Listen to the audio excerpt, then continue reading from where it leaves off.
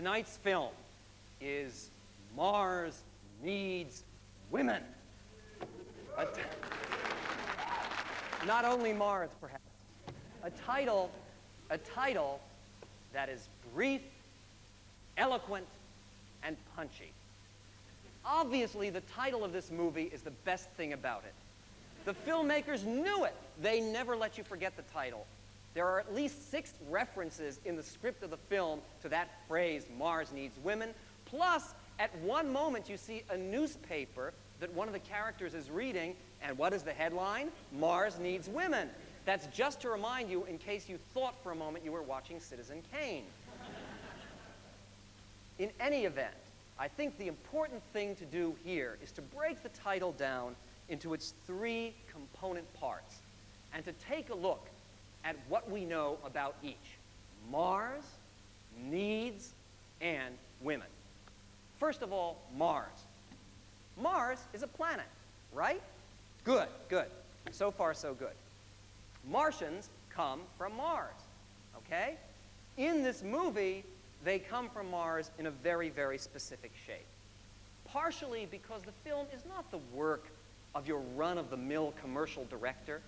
It's the work of a writer-director who controlled every aspect of his own productions, Mr. Larry Buchanan. He had worked in the outer space field before. He did a picture called Xantar, the Thing from Venus, which is about a giant cucumber that invades the Earth. He also did the eye creatures. But for Mars Needs Women, no ordinary creature. No! What you have here is the most terrifying rendition of Martians you can possibly imagine. They are, in fact, a group of accountants. Or so it would appear.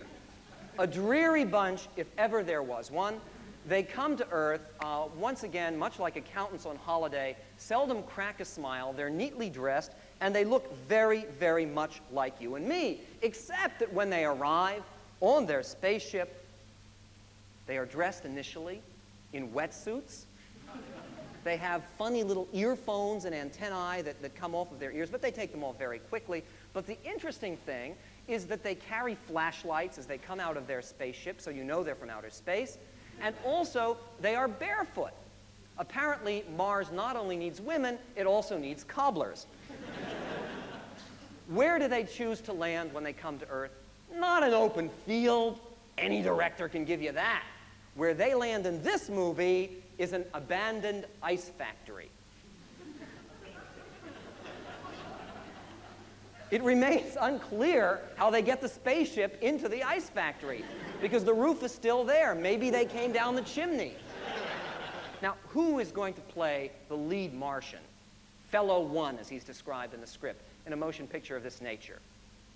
The man chosen by director Larry Buchanan was Tommy Kirk. You may remember Tommy Kirk as the star of many a Walt Disney epic. He starred in Old Yeller, playing the boy, not the dog. He starred in Son of Flubber, playing the son, not the flubber. And he later starred in It's a Bikini World, playing neither the bikini nor the world. But Tommy Kirk was having a bit of difficulty in his career. In fact, our research staff, always eager to investigate every aspect of terrible movies, had the opportunity to speak directly to Mr. Larry Buchanan and ask, how did you get Tommy Kirk to do this movie? Mr. Buchanan said, oh, it was easy. I called him up a week before shooting began and said, Tommy, would you like to be in my movie? He said, would I? I need a job so badly right now, I'd pay you. One of the other actors who portrays a Martian in this movie is Warren Hammock. Now, he plays the Martian doctor on their spacecraft. It's a very moving performance, and he's the only one who makes even a slight attempt at rendering Martian dialect. You may notice toward the end of the film he has a wonderful line where he says, we are now abandoning our mission. And apparently this is his attempt to render outer space talk. These 2 actors, however, are clearly upstaged by Mr. Byron Lord of Dallas, Texas. What an actor he is. He plays the U.S. Air Force colonel in the beginning of the movie and throughout the movie, who's so angry about everything and so mad at the Martians that he barely can speak through his clenched teeth. I think obviously what Mr. Buchanan must have had in mind here is some kind of profound statement about the aggressive mentality of the American military. The fellow can barely keep his hat on. It's impossible. And speaking of his aggressive tendencies, it brings us to our second point to consider in analyzing this very important title. We've talked about Mars. Now, let's talk about needs. The needs are very clearly illustrated from the moment the Martians arrive on Earth, illustrated by the very shape of their spaceship. Not what you think. The spaceship actually resembles a gigantic breast. You cannot get away from it. I mean, it's right there. The colors are right. I mean, presuming a certain amount of tan. The specific requirements for which these gentlemen are searching are very specifically enumerated by Tommy Kirk playing Dop, the head Martian. And he says, and I quote directly, because it's a very important line in understanding the intellectual content of this film, "We seek female volunteers, unmarried, of good health, possessing the common indicators of fertility and reproduction." They spend the rest of the film merrily looking for these common indicators, but Dop's statement truly illustrates his tragic dilemma. And here you must analyze the nature of Dop's name. Dop. What does it suggest, aside from a stupid name and a stupid movie? Spell it backwards. Dop. Pod. That is precisely his problem.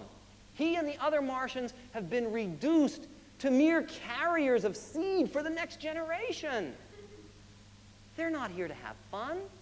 They're just here to do their social responsibility. It's very, very difficult. You hear that they aren't even going to do the reproduction in the normal way. No, it's going to be through insemination. Now, what kind of fun is that? And one of the things that Larry Buchanan appears to be saying is that even Martians, yes, even accountants, need to have fun.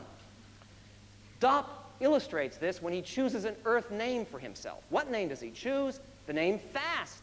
He doesn't want to just be a pod, an inseminator. He wants to make out.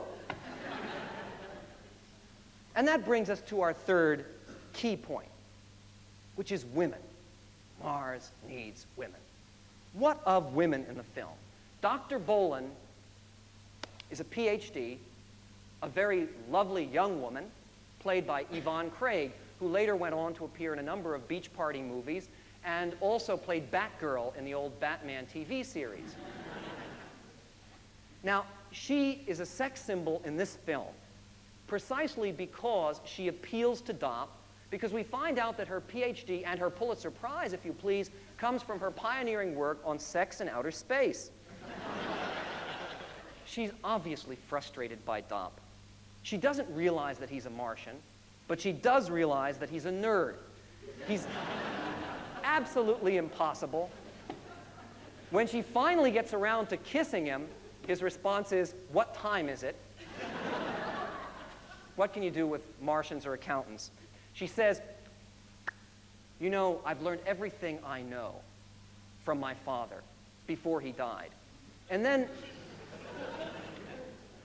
just a few moments later, she says, "Would you like to meet my father?" So naturally, Dop says yes. What else can he say? So where does she take him? She takes him to the Bolin wing of a local university. This is brilliant. Bolin. Dr. Gustav Bolin is her father, right? Bollingen, right?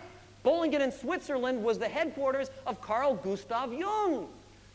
Gustav Jung, Gustav Bolin, the collective unconscious, primal archetypes, right? And there she is, the big plasticine great mother, standing right there. So Mr. Buchanan reaches deep into our collective unconscious, brings up this Jungian information, throws it in our faces in a huge muddle, and what a mess. Right now, Mr. Buchanan is continuing to make motion pictures. I'm sure you'll be very glad to hear that.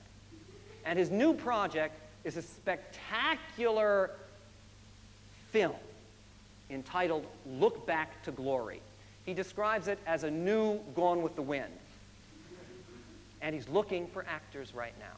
So, if you want to have the chance to work with a master director who was able to get this kind of performance out of Tommy Kirk that you'll see in this movie, please contact us. I'm sure working with Mr. Larry Buchanan would have a positive impact on anyone's career, just as seeing this dreary motion picture should have a very positive impact on you tonight. And I hope that you enjoy and have all of your needs answered by Mars Needs Women!